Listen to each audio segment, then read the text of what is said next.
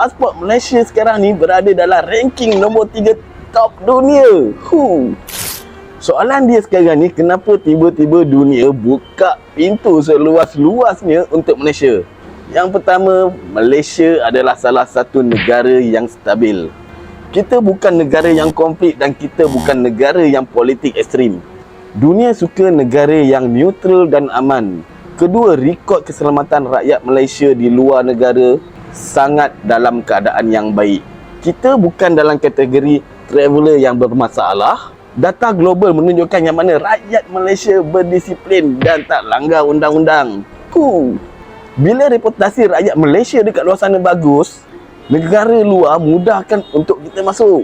Dan ramai anak-anak Malaysia yang bekerja dekat luar sana yang dah menunjukkan satu pencapaian yang terbaik dan secara tak langsung dah meninggalkan mesej pada orang luar yang mana Malaysia dihormati, rakyat Malaysia dialu-alukan. Sultan Banker, pinjam macam bos, bayar macam pro, hidup macam Sultan. Assalamualaikum.